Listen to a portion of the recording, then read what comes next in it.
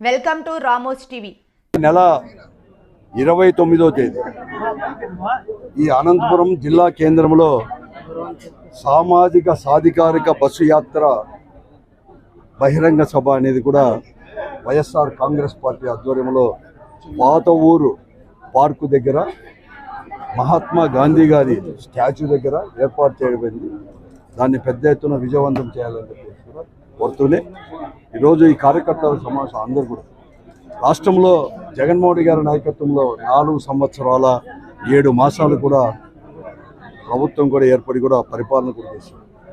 ఒక సంక్షేమ విప్లవాన్ని తీసుకొచ్చేదే కాకుండా ఎప్పుడూ ఎక్కడా చేయని విధంగా కూడా ఈరోజు ఒక సంక్షేమానికే డైరెక్ట్గా కానీ ఇండైరెక్ట్గా కానీ 4,69 కోట్ల రూపాయలు ఏమాత్రం అవినీతికి అనేది ఆస్కారం లేకుండా అర్హతే ప్రామాణికంగా తీసుకుని వెళ్తాం.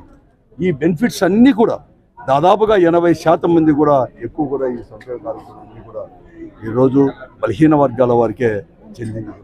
అంతేకాకుండా సామాజికంగా కూడా ఎంతో కూడా వెనుకబడిన బలహీనంగా చూస్తున్న మహిళలకు కూడా వారిని కూడా చేదోడు వాదోడుగా ఉండాలని చెప్పి వారిని కూడా ఒక ఆర్థికంగా కానీ సామాజికంగా కానీ ముందుకు తీసుకురావాలని చెప్పి అనేక రకాలు కూడా ఇంటి పట్టా దగ్గర నుంచి ప్రతి ఒక్కరు కూడా ఇచ్చారు. అంటే అనేక ఒక విప్లవాత్మక ఇవన్నీ తీసుకొని రావడం జరిగింది.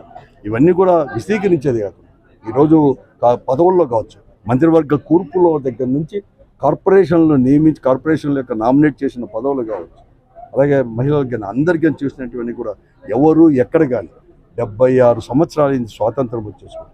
చైనాలో ఏ ముఖ్యమంత్రి కానీ ఈవెన్ భారతదేశ ఏ ప్రధాని కానీ ఆలోచన చేయే విధంగా రేపు భవిష్యత్తులో కూడా కేంద్ర ప్రభుత్వం కూడా ఈ జరుగుతున్న రాజకీయ పరిణామాలని జగన్మోహన్ రెడ్డి గారి నాయకత్వంలో ప్రభుత్వం కానీ ఈ పార్టీ తీసుకుంటున్న రాజకీయ పరిణామాలని కూడా గమనించి అక్కడ కూడా తీసుకునే పరిస్థితిని కల్పించిన వాడు జగన్మోహన్ రెడ్డి గారు. ఆ పరిస్థితిని ఇవన్నీ కూడా వివరించడానికి ఈరోజు మేము ఏం చేశామని చెప్పడానికి ఈ బస్ యాత్ర ఉంది. దాన్ని విజయవంతం చేయాలని చెప్పేసి కోరుతాను.